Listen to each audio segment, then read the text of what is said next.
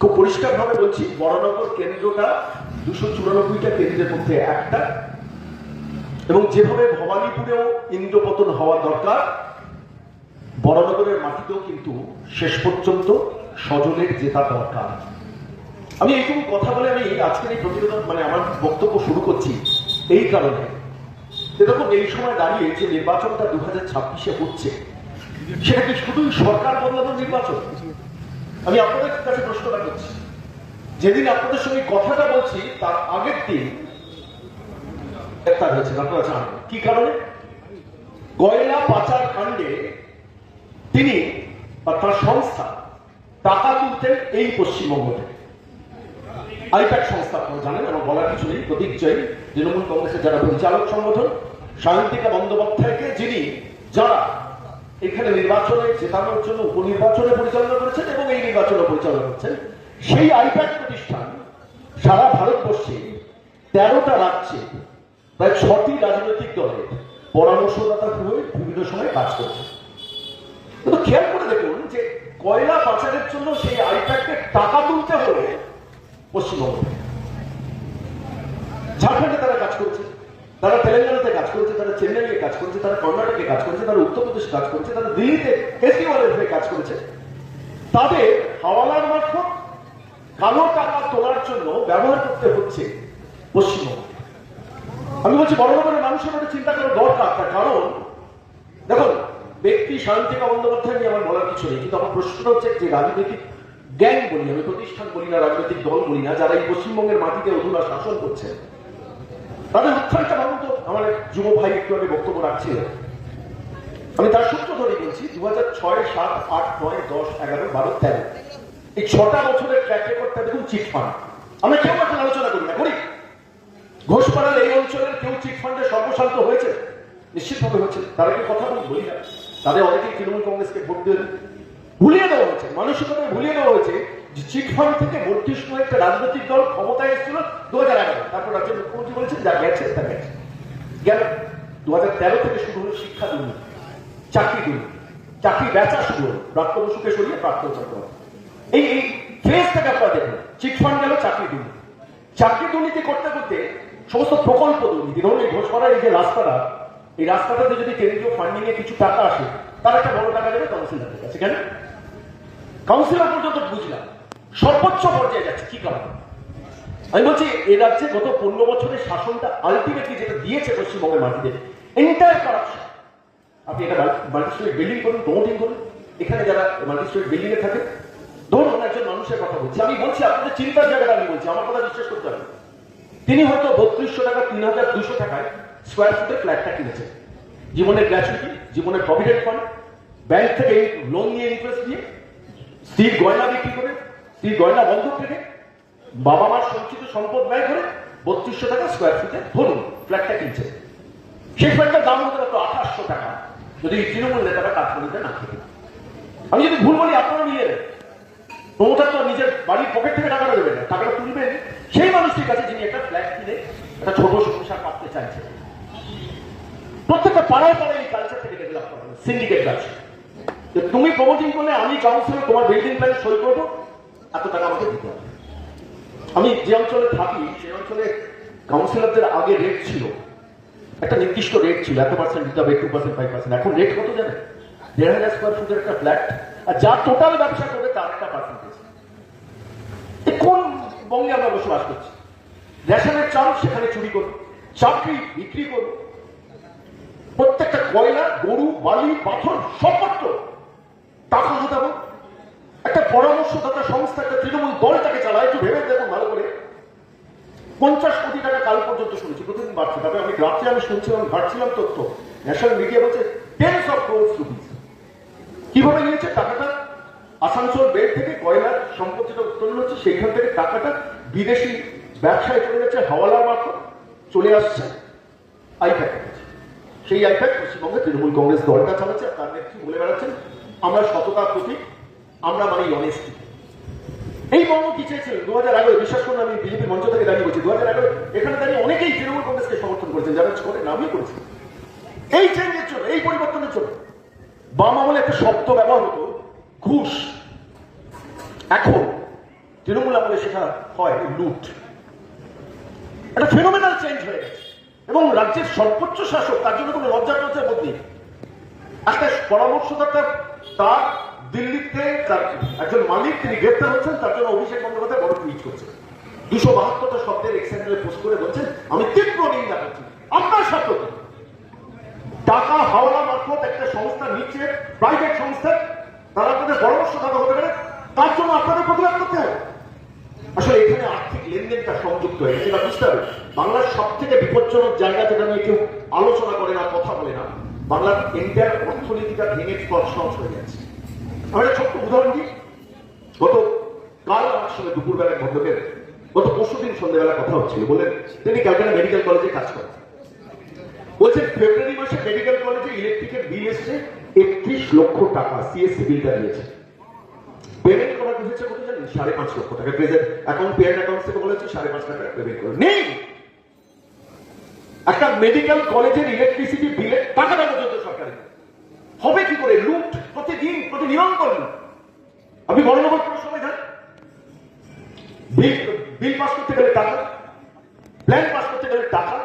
পাড়ার তৃণমূল নেতার আগের জীবনযাপন, আজকে আমি এখানকার তৃণমূল নেতার কথা বলছি না, যে কোনো কাউন্সিলের কথা বলি, আর তারপরে ছোট বড় মেজর নেতা।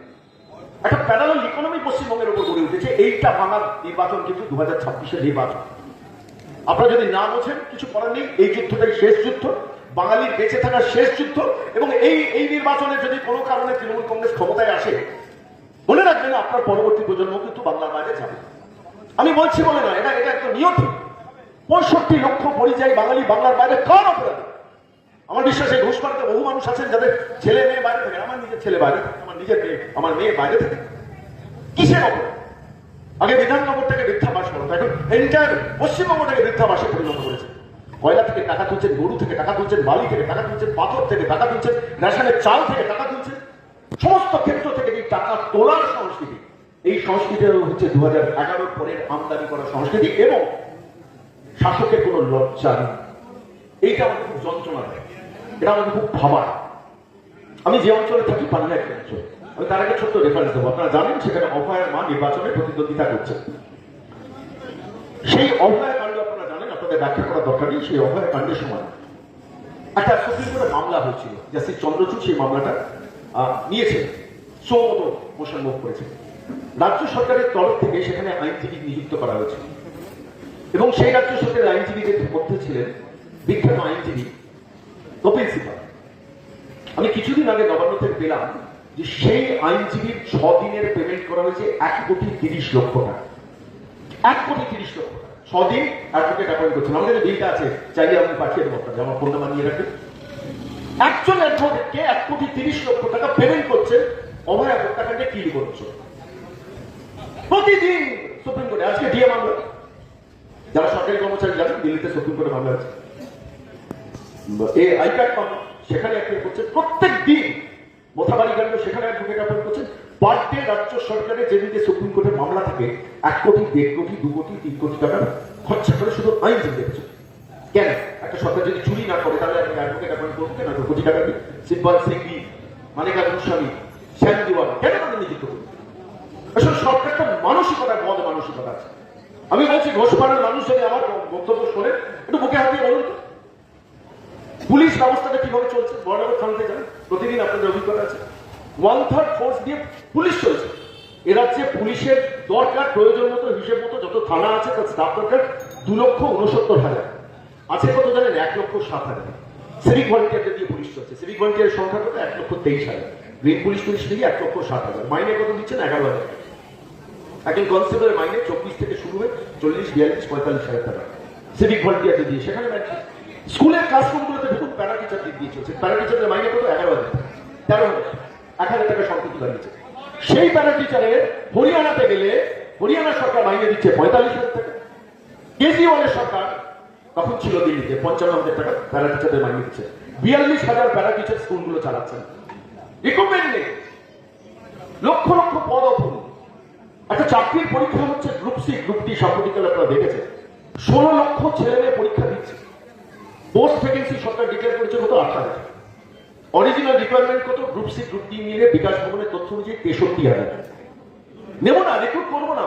হাসি মুখের বিজ্ঞাপন দিয়ে আনন্দবাজারকে কিনবো, বর্তমানকে কিনবো, আজকালকে কিনবো, প্রতিদিনকে কিনবো, নিউজ 18কে কিনবো, জি24 ঘন্টাকে কিনবো। ওরা আমার কথা বলবে? এই বাংলার কালচার ছিল বলুন তো? বাংলাদেশের সম্বন্ধে অনেক আমাদের আমাদের অনেক অভিযোগ আমাদের আছে। আমি এখানে বলছি যে বাম প্রার্থী শুধু ভোট কাটবো, সায়নদীপকে চিনি আমি, ভোট কাটার জন্য, তন্ময় ভোট কাটার জন্য নেমেছিলেন, সায়নদীপ ভোট।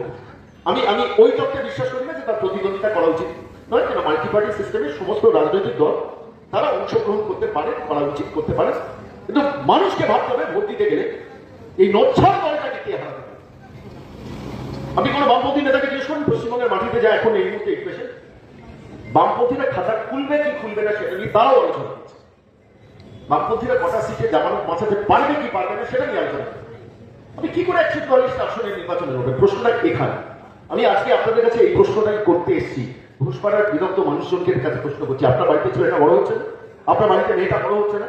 বাচ্চাটাকে যখন class 2, class 3, class 4, class 5, class 8, class 9, class 10, 11, 12 যখন হাতে করে ছেলেকে স্ত্রী বা মা স্কুলে পৌঁছে দিচ্ছেন, স্কুলের বাইরে বসে থাকছেন, ছুটির পর সেখানে প্রাইভেট টিউশনে নিয়ে যাচ্ছেন, সারাদিন প্রাইভেট টিউশনে করে ছেলেটা মেয়েটাকে নিয়ে যখন বাড়ি ফিরছেন, ক্লান্ত হয়ে ঘুমিয়ে পড়ছে, তাকে বকাঝকা করে আবার পড়তে বসাচ্ছে।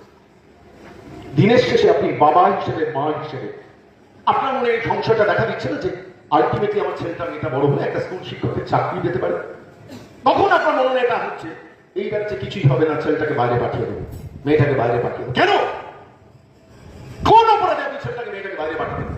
একজন মহিলাকে নির্বাচিত করেছেন বলে, বাংলা তার কন্যাকে নির্বাচিত করেছেন বলে কোন লাজ লজ্জা শরম দেখেছেন? তৃণমূল দলটা সব থেকে বিপজ্জনক জায়গা, চুরি করে গেলে তো সবাই করে। যারা ভোটার আমি তাদের কাছে জোর হাত করে বলছি, তৃণমূলের বুথে বসুন, ভোটটা যিনি শান্তিকে হারাতে পারবেন তাকে দিন, চোর বাড়াবেন না দয়া করে। তাহলে সেই চোর আলটিমেটলি আপনার ছেলেটাকে, আপনার মেয়েটাকে বাইরে পাঠাবে, আর আপনি বাবা হিসেবে, মা হিসেবে হাওড়া স্টেশনে যাবেন, শিয়ালদা স্টেশনে যাবেন, এয়ারপোর্টে যাবেন, সি অফ করবেন। কতটা যন্ত্রণা, কতটা কষ্ট নিয়ে যে বৃদ্ধ বাবা মা বড় হয়েছে চিন্তা করবেন না? একটা সরকারি চাকরি পরীক্ষায় বসা জায়গা পর্যন্ত আমি দেব না। সার্বিক ভাবে বাংলাদেশকে কিভাবে শেষ করছেন? এই যে ইলেকট্রিকের বিল, বিদ্যুতের বিল, আমরা বলি না সব থেকে এই রাজ্য সারা ভারতবর্ষের মধ্যে সব থেকে বেশি বিদ্যুতের বিল কেন? কেন গোয়েন্দা প্যারালাল কোম্পানি আপনি তৈরি করছেন, দিচ্ছেন না? তখন গোয়েন্দার সঙ্গে আন্ডারস্ট্যান্ডিংটা কি? 2006 সালের শেষ যখন বাম সরকার ছিল, মমতা বন্দ্যোপাধ্যায় একটা মিছিল করেছিল গান্ধী মূর্তি থেকে সিএসসি ভবন পর্যন্ত, বিদ্যুতের বিল বাড়তে দেব না। 2006 পর থেকে 2026-20 বছরে কোনোদিন তৃণমূল কংগ্রেসের কোন নেতাকে বলতে দেখেছেন যে বিদ্যুতের বিল বাড়তে দেব না? কি অপরাধ করেছেন? আমার এই প্রশ্নটা আমাকে বারবার ভাবে, একজন বাঙালি হিসেবে আমরা কি অপরাধ করেছি? একজন মহিলাকে নির্বাচিত করেছি বলে বিদ্যুতের বিল বেশি দেবে, তেলের দাম, পেট্রোলের দাম, ডিজেলের দাম সব থেকে বেশি পশ্চিমবঙ্গে, রাজ্য সরকার সেখান থেকে শেষ তুলে নিচ্ছে। চাকরি সব থেকে নিম্ন জায়গায় পৌঁছে গেছে। আপনি এই পশ্চিমবঙ্গে দাঁড়িয়ে যে ছেলেটি, যে মেয়েটি 10,000, 12,000, 15,000 টাকা মাইনে পাবেন, তিনি মহারাষ্ট্রে গেলে, তিনি কেরলে গেলে, তিনি কর্ণাটকে গেলে, তিনি রাজস্থানে গেলে, তিনি পাশের রাজ্য বিহারে গেলে, উড়িষ্যায় গেলে 30, 35, 40,000 টাকা মাইনে পাচ্ছে। আচ্ছা, টাটাকে আপনি মেরে তাড়িয়েছেন, হয়ে যাওয়া কারখানাটাকে মেরে ঘুরিয়ে তাড়িয়ে দিয়েছেন। একটা বড় কারখানা গত 15 বছরে গড়ে তোলা যেত না পশ্চিমবঙ্গের মাটিতে? বলছি আপনারা, কারখানার জমি নেই, আপনারা যারা এই ঘোষপাড়ার মানুষ, আপনারা জানেন এই স্মৃতির ময়দানের পাশে একটা মাল্টি স্টোরি বিল্ডিং হয়েছে, দেখেছেন তো? কি নাম? নামটা আমি মনে করতে পারি না, আপনারা বলতে পারবেন?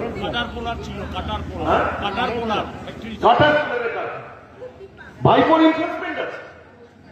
যারা এই মূল প্রমোটার, সেই প্রমোটারদের সঙ্গে গরু গয়নার টাকা কিন্তু ঢুকেছে। আমি জানি বলে বলছি, আমি সেই বিষয়ে যাচ্ছি। কারখানা দেখলেই জীব রক্ষা করে কেন? জলা জমি দেখলেই জীব রক্ষা করে কেন?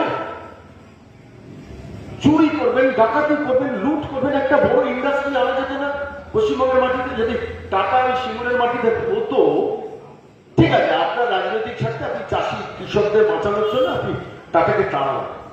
রতন টাটা বললেন যে আমার কপালে বন্দুক ঠেকাননি মিস ব্যানার্জি, ট্রিগার চালিয়ে দিয়েছে, মানে বন্দুকের গুলি চালিয়ে দিয়েছে। Thank you miss Banerjee. Narendra Modi, welcome to Gujarat বলে 3 দিনের মধ্যে SMS করে সেই রতন টাটাকে নিয়ে চলে গেলেন গুজরাটে।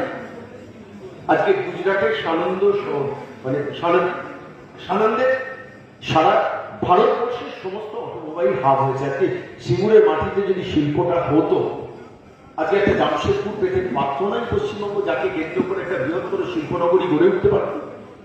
বিধান রায়ের আমলে যদি দুর্গাপুর গড়ে উঠতে পারে, তাহলে মমতা বন্দ্যোপাধ্যায়ের আমলে সিঙ্গুর গড়ে উঠলো না কেন? কোন তৃণমূল নেতাকে দেখবেন এটা নিয়ে বলতে না, আমি তো 1,500 টাকা ভাতা দিচ্ছি, তুই ভোটটা দিবি, আর যদি ভোটটা না দিস আমি কিন্তু ধরে ফেলবো। এই কালচার চলছে। আমি সম্প্রতি দুটো ঘটনা আপনাদের কাছে বলবো। রতন টাটা যাকে নেড়ে দাঁড়িয়েছেন মমতা বন্দ্যোপাধ্যায়, কান খুলে ঘোষপাড়া এলাকার মাইক্রোফোনের আওয়াজ, যাদের কাছে যাচ্ছেন যদি আমি তথ্য ভুল বলি মিলিয়ে নিই, সেই রতন টাটা সাম্প্রতিকভাবে কিছুদিন আগে মারা গেছে। 2021 2 মে মমতা বন্দ্যোপাধ্যায় নির্বাচিত হলেন, আসামে ডবল ইঞ্জিনের সরকার নির্বাচিত হলেন হেমন্ত বিশ্ব শর্মা। 3 কোটির মানুষের বসবাস অসম, পশ্চিমবঙ্গে আজকে 10.5 কোটি। অসমের মুখ্যমন্ত্রী হেমন্ত বিশ্ব শর্মা সরাসরি গেলেন নরেন্দ্র মোদীকে, বললেন যে গুজরাটের মাটিতে যদি রতন টাটা 2টো সেমি কন্ডাক্টর চিপের কারখানা তৈরি করতে পারে, ওয়াই নট অসম? নরেন্দ্র মোদী বিচ্ছাপে বলেছেন Hemanta you go, I am looking into it. তার 3 মাসের মধ্যে টাটা গ্রুপ কনসেন্ট দিয়েছিল শুধু গুজরাটে 2টো সেমিকন্ডাক্টর চিপ নয়, অসমেও একটা সেমিকন্ডাক্টর চিপের কারখানা আমি তৈরি করব। এবং বৃদ্ধ বয়সে তার জীবনের শেষ শিলান্যাস করতে রতন টাটা, নরেন্দ্র মোদী, হেমন্ত বিশ্ব শর্মার সঙ্গে অসমে প্রকাশ্য জনসভা করে সেমিকন্ডাক্টর চিপের কারখানা ঘোষণা করলেন। সেই সেমিকন্ডাক্টর চিপের কারখানায় 22,000 টাকা ন্যূনতম মজুরিতে অসমের ছেলেমেয়েরা কাজ করছে, কাজ করা শুরু করেছেন। 28,000 রিক্রুটমেন্ট হচ্ছে অসমের মাটিতে। একজন দূরদর্শী মুখ্যমন্ত্রী ছিলেন, ভারতবর্ষের প্রধানমন্ত্রী সাহায্য নিয়ে এটা করলেন, আর পশ্চিমবঙ্গ ফেল করে তাকিয়ে দেখল। আমার অসমে কিছু পরিচিত মানুষজন আছেন, বাঙালিরা যাচ্ছে অসমের সেমিকন্ডাক্টর চিপের কারখানায় কাজ করতে। আপনারা জানেন চিপ ইন্ডাস্ট্রি এখন পৃথিবীর সব থেকে বড় নিয়ন্ত্রক সংস্থা। চীন যেখান থেকে ঘুরে দাঁড়িয়েছে, সেই সেমিকন্ডাক্টর চিপের কারখানা 2টো পরপর গুজরাটে হচ্ছে, একটা অসমে হলো, বললেন রতন টাটা। এবং শুধু তাই নয়, সেই রতন টাটাকে দিয়ে হেমন্ত Biswa Sarma 14টা cancer research hospital অসমের ছোট ছোট শহরে করলেন। হেমন্ত বিশ্ব শর্মাকে সাংবাদিকরা জিজ্ঞেস করেছেন, আচ্ছা 14টা করলেন কেন? বললেন গ্রামের মানুষ ক্যান্সার চিকিৎসার জন্য শহরে এলেও থাকতে হবে, যাওয়া আসা খরচা করতে হবে, গ্রামের কাছে যাতে একটা হয়, এতে আমি অন্তত করতে পারি, তার চিকিৎসা করাতে পারি। 50% রতন টাটা, 50% অসম সরকার। আজকে 14টা ক্যান্সার রিসার্চ হসপিটাল অসমের মাটিতে হচ্ছে, পশ্চিমবঙ্গ পারল না। এখন রতন টাটার গ্রুপকে ধরে ওই পিজি হসপিটালে একটা নামমাত্র সূচনা করেছে।